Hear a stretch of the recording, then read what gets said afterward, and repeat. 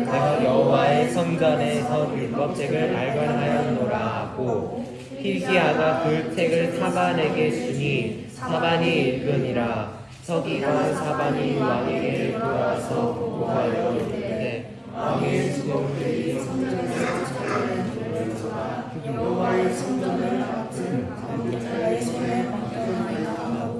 또 서기관 사반이 왕에게 말하여 이르되 제사장 hilki야가 내게 책을 주더이다 하고 사반이 왕의 앞에서 이르되 왕이 율법책의 말을 듣자 곧 그의 옷을 찢으니라. 왕이 제사장 hilki야와 사반의 아들 아하기과 이갈의 아들 아kul과 서기관 사반과 왕의 시종에게 이르되 너희는 가서 나와 백성과 온 유다를 위하여 이 백일의 책의 말씀에 대하여 여호와께 물으라. 우리 조상들이 이 책의 말씀을 듣지 아니하며 이 책에 우리를 위하여 기록된 모든 것을 행하지 아니하였으므로 여호와께서 우리에게 내리신 진노가 크도다.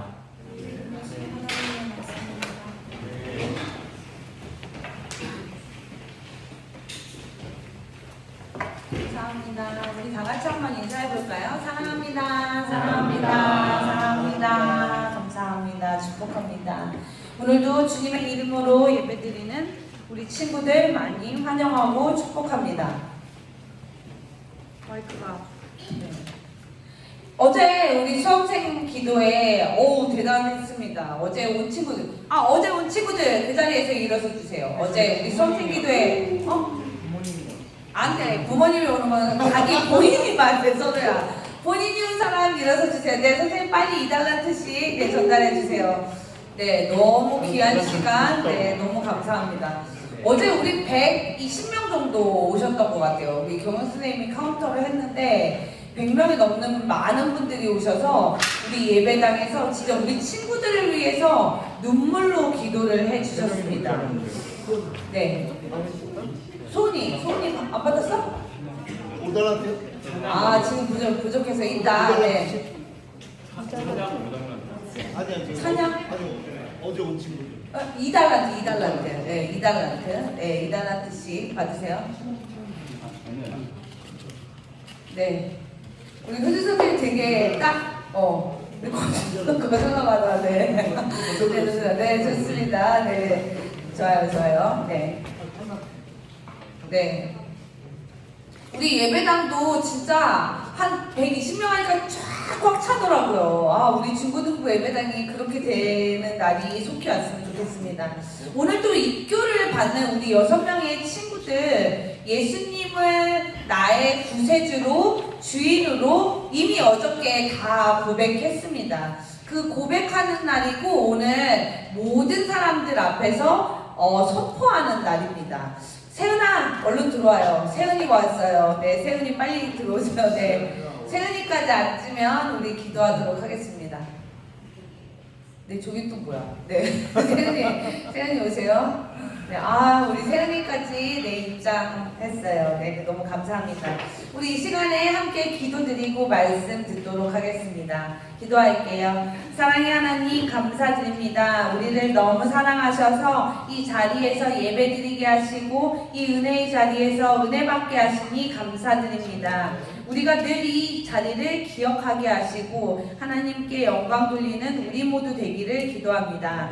말씀 들을 때 성령 충만하여 하나님의 말씀이 나의 말씀 되기를 축복합니다. 이 모든 말씀 예수님의 이름으로 기도합니다. 아멘. 우리 지금 생각난 김에 우리 선생님들 잘 들어주세요. 이 가운을 얘들아 입는 게 귀찮은 거 아니야. 이거 입는 날은 되게 영광스러운 날이거든. 그러니까 조금 덥더라도 들어올 때 내가 기도 순서도 있고 말씀 봉독도 있는데 헌금도 해야 되잖아. 헌금 순서도 있잖아. 그럼 들어올 때부터 입고 들어오세요. 저 입구에서부터. 저기에서부터 입고 와서 여기 앉아 계세요. 이거 입는 날 엄청 복 받는 날이에요, 얘들아. 그래서 그렇게 입고 준비합니다. 예배를 준비합니다. 우리 이스라엘 왕들이 하나님께 칭찬받은 사람이 별로 없었어요. 성경에서 말하는 왕에게 주는 칭찬이 두 가지가 있는 건데 어떤 건가요? 우리 열왕기하 22장 2절 한번 읽어볼게요. 다 같이 읽어볼까요? 시작. 요시야가 여호와 보시기에 정직히 행하여 그의 조상 다윗의 모든 길로 행하고 좌우로 치우치지 아니하였더라. 두 가지의 그 칭찬이 있는데 하나는 뭐예요? 유진아, 하나는 뭐예요? 하나는 정직히 해야 정직히 행했다. 아, 네, 잘 말했어요. 또 하나는 뭐예요? 두 번째 칭찬은 뭐예요? 좌우로 치우치지 않아. 오. 좌우로 치우치지 않았다. 근데 약간 고유명사가 있죠. 누구처럼? 우선 다윗. 다윗처럼 좌우로 치우치지 않았다라는 말은 정말 극찬입니다. 이런 칭찬을 들었던 왕은 3사람 정도밖에 안 됩니다. 지난주 설교에서 하나님이 기도해서 살아난 히스기야 왕도 그랬습니다. 그런데 또 그의 아들은 엉망진창이었습니다. 그의 아들은 므낫세라는 사람이었는데 최고 악당 중에 악당이었습니다. 그리고 그의 아들은 아몬드가 아니라 아몬이라는 왕이에요. 이름이 아몬이에요. 아몬드가 아니라 아몬이라는 왕인데 2년밖에 재위하지 않았는데 그 와중에 암살을 당해서 죽었습니다. 그리고 갑자기 8살밖에 되지 않은 요시야라는 왕이 되었습니다. 그런데 이 왕에게 하나님은 칭찬을 이렇게 많이 했습니다. 그 이유가 무엇이었을까요? 역대하 34장 3절에 한번 읽어볼게요. 시작. 아직도 어렸을 때 곧 왕이 있은 지 8년에 그의 조상 다윗의 하나님을 이뤄서 찾고 제12년에 유다와 예루살렘을 이뤄서 정결하게 하여 그 산당들과 아세라 목상들과 아로새길 우상들과 모험하는 우상들을 제거하여 버리니. 자, 산수 문제 한번 해볼게요. 네, 말씀 띄워주세요. 산수 문제 한번 해볼게요. 3달란트 걸도록 하겠습니다. 8살에 왕이 됐다고 했죠. 8살에 요시야 왕은 왕이 됐습니다. 자, 그런데 8년 만에 하나님을 찾았다고 합니다. 그럼 지금 몇 살입니까? 16세. 너무 잘하는데?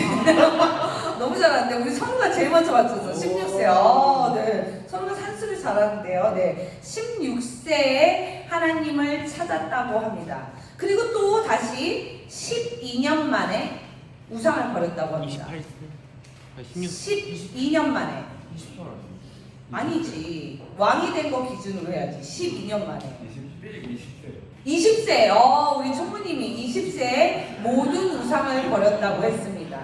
또 오늘 말씀 3절을 보면 왕이 되던 해 18째 되던 해에 성전 정화 작업을 했다고 합니다. 26세. 우리 채정이도 네, 성달아 주세요. 네. 자, 그러면 종합을 한번 해볼게요.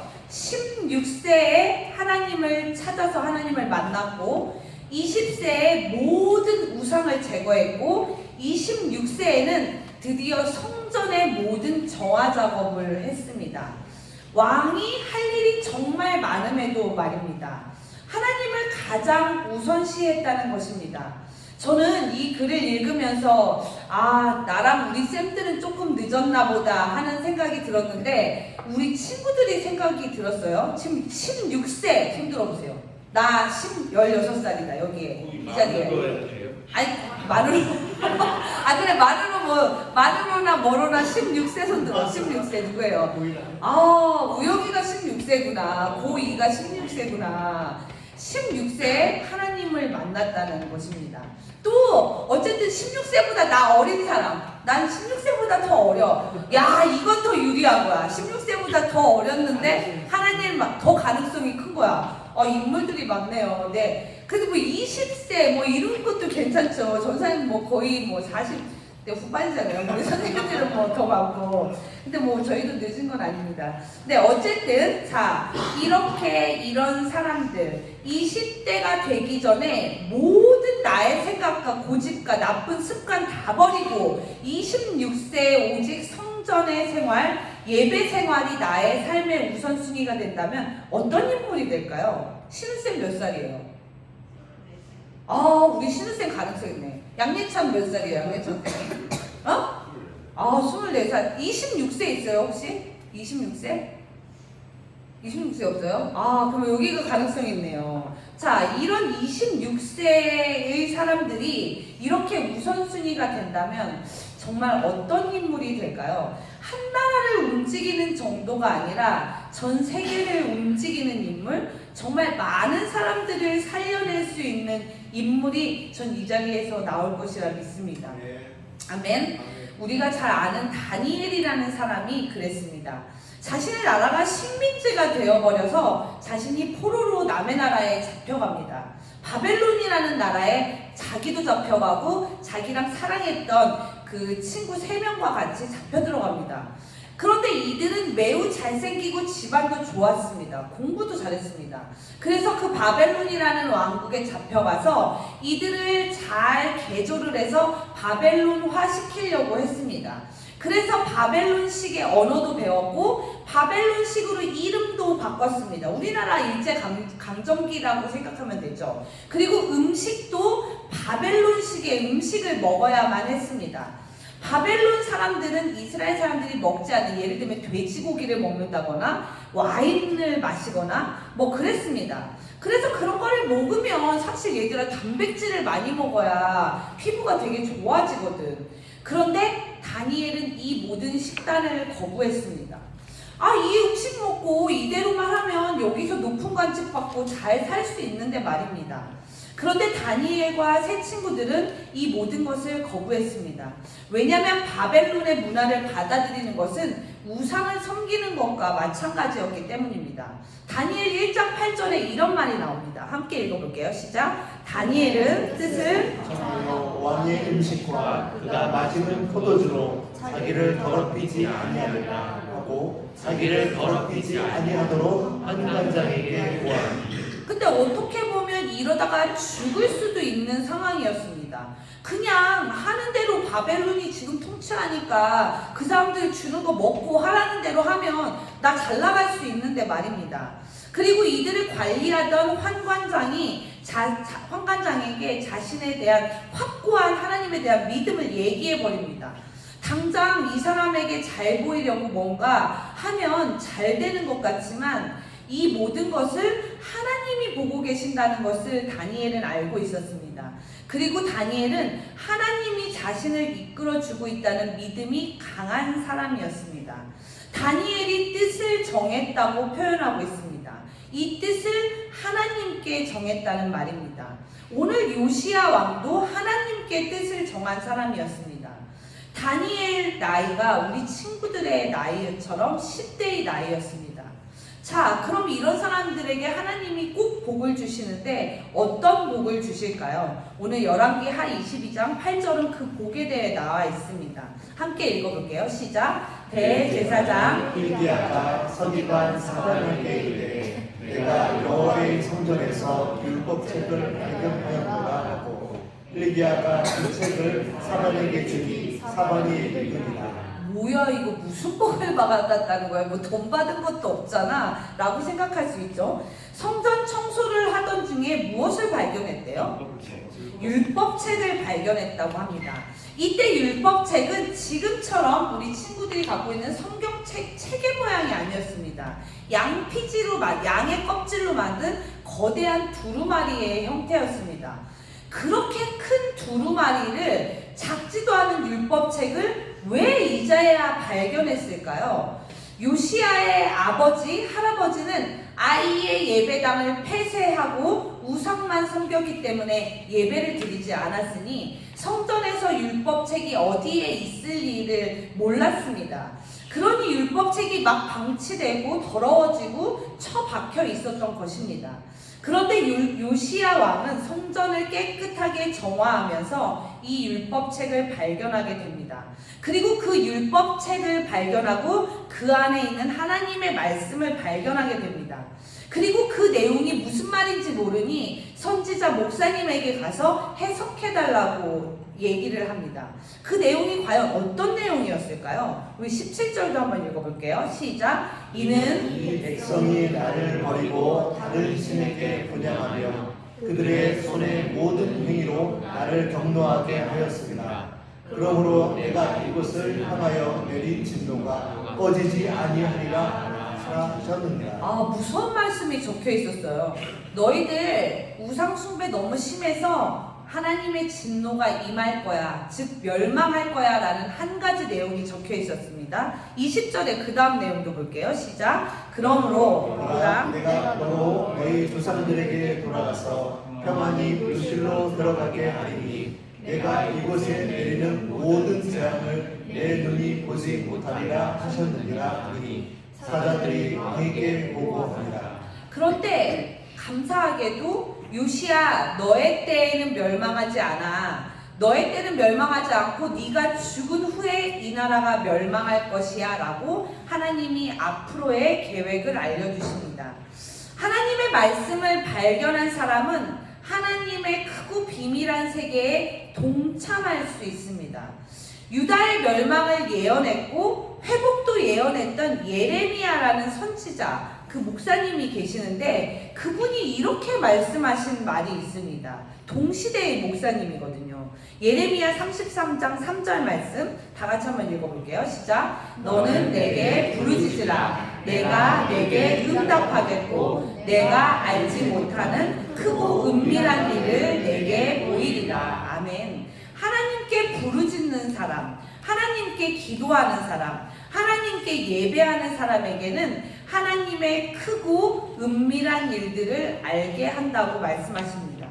그런데 되게 놀랍게도 이 말씀을 발견한 사람이 한 사람 또 있습니다. 아까 서두에서 얘기했던 하나님께 뜻을 정했던 누군가요? 여러분들의 친구 다니엘도 이 말씀을 발견하게 됩니다. 한번 볼까요? 다니엘서 9장 2절도 한번 읽어볼게요. 시작. 곧 그 통치 원년에 나 다니엘이 통치를 통해 여호와께서 말씀으로 선지자 예레미야에게 알려주신 그 연수를 깨달았나니 곧 예루살렘의 황폐함이 70년 만에 그치리라 하시는 것입니다. 다니엘이란 친구는 요시야 왕보다 100년 후에 있었던 사람입니다. 유다가 이미 완전히 망했고 이 사람은 바벨론의 포로로 살던 사람입니다. 그런데 다니엘도 늘 기도했고 늘 예배드렸고 늘 말씀을 함께 했습니다. 그러니 그 내용에서 이 엄청난 비밀을 발견하게 됩니다.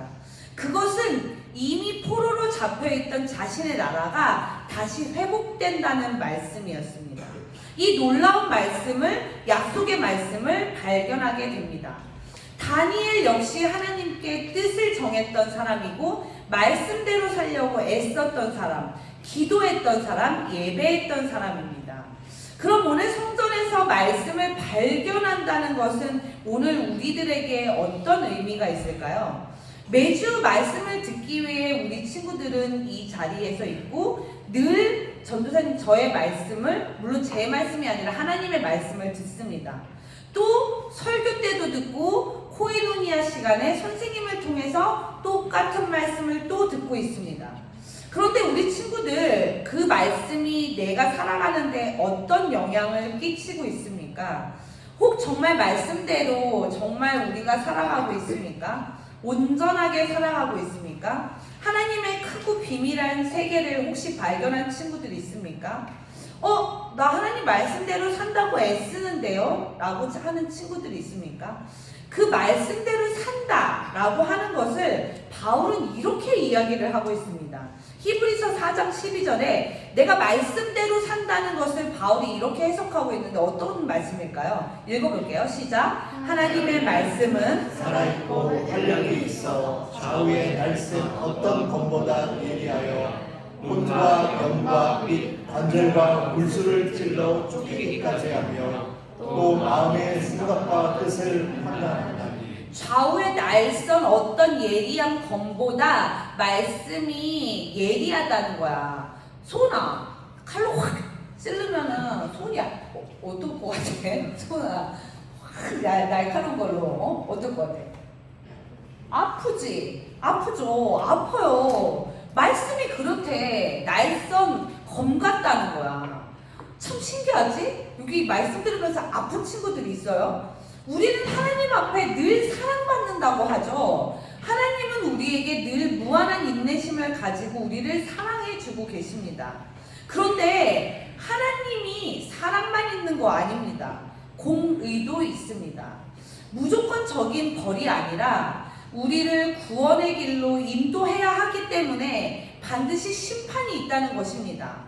오늘 우리가 만난 요시야 왕은 정말 흠이 없는 사람이었습니다. 그렇게 노력했음에도 그 나라 멸망했습니다. 우리의 믿음 생활이 더 앞으로 정직해지기를 축복합니다. 하나님의 말씀이 이렇대요. 예리하고 우리의 관절도 쪼갤 수 있고 골수도 쪼개고 우리의 마음과 생각도 판단하신다고 합니다. 예전에 제사가 그랬어요. 이렇게 제사를 드렸어요. 옛날에 동물을 가운데를 쫙 갈라. 그러면은 봐봐 얘들아, 그 귀여운 양을 반으로 똑같이 자르는 거야. 그래서 그 반을 이렇게 벌려놔. 이런 큰 제단에다 동물을 쫙 벌려놓지. 그럼 하나님께 제사를 드린다? 그러면 하나님의 불이 그 사이를 쫙 지나가시는 거야. 이건 무엇을 의미할까? 내가 하나님의 말씀 안 들었을 때 내가 저 짐승처럼 되겠습니다라는 걸 의미하는 거야. 엄청 무섭지. 진짜 그렇게 됐었어. 그런 뜻을 말하고 있는 것입니다. 우리가 하나님의 말씀을 어길 때 우리는 결국 이렇게 죽임당할 거야 라는 표시였습니다. 많이 두렵지 않으세요? 많이 두려운 것이 바로 하나님의 말씀입니다. 그러나 반대로 오늘 우리가 살펴본 것처럼 또 하나님께 뜻을 정하는 사람에게는 영생의 복뿐만 아니라 이 땅에서도 복을 누릴 수 있다고 합니다. 더불어 미래를 예측할 수 있게 하십니다. 내가 똑똑해서 챗 GPT로 미래를 예측하는 것이 아니라 하나님 나라의 크고 비밀한 세계를 말씀으로 주시니 그 예측이 가능하다라는 것입니다. 자신의 나라도 없었던 예레미야에게 어느 날 하나님이 땅을 사라라고 말씀하셨습니다. 왜? 굳이? 다 망한 나라에 왜 나한테 땅을 사라고 하시지? 그런데 예레미야는 순종하고 땅을 샀습니다. 놀랍게도 얼마 후에 나라를 되찾게 되니 내가 산 땅이 내 집이 되었습니다. 돌아갈 집이 되었다는 것입니다. 부동산 투자 때문에 혹시 괴로운 우리 선생님들 계십니까? 어찌 보면 부동산 투자도 하나님의 말씀을 잘 읽으면 선물로 주시리라는 것을 저는 이 말씀을 통해 깨달았습니다. 아니, 부동산뿐 아니라 그 이상의 것들도 우리에게 선물을 주시기도 할 것이라는 생각이 전 들었습니다. 저만 그렇습니까? 저도 그런데 오늘 이 말씀을 듣는 10대의 중고등부 친구들은 정말 다른 거 다 못해도 됩니다. 솔직히 공부 못해도 다 삽니다. 하나님께 뜻을 정하고 예배의 자리를 지키고 말씀을 든든히 설 수 있기를 축복합니다. 우리 수험생들 있죠. 먼저 하나님께 뜻을 정할 수 있기를 축복합니다. 정말 시험 문제 얘들아 보일 수도 있어. 수능날 특별히 오늘 입교하는 우리 6명의 친구들 말씀대로 살기를 어저께 다 목사님하고 또 다른 목사님들 앞에서 선포했죠. 예수님이 나의 구세주가 된다고 했죠? 우리 유진이. 네, 확다고 했죠. 전세 몇배 증인이잖아요. 우리 소은이, 예진이 어때요? 예수님이 누구예요? 자, 예수님 누구예요? 소은이. 구세주요. 예진이, 예수님이 누구예요? 구세주 무슨 뜻이에요?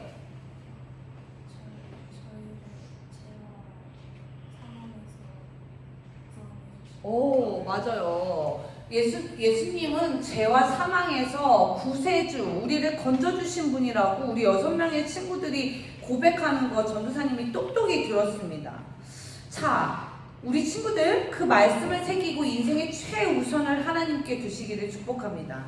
여러분들의 고백처럼 나의 생명도, 나의 물질도, 나의 시간도 하나님 우선순위 되기를 축복합니다. 요즘 전 세계적으로 제일 핫한 사람 누군 것 같아? 연예인 중에 진짜 핫한 사람 한 명 있잖아. 제니 라이크 제니 막 진짜 너무 대단하더라고요. 정말 라이크 제니가 부럽지 않는 삶을 여러분 살 수 있을 것입니다. 라이크 지저스로 살 때 말입니다.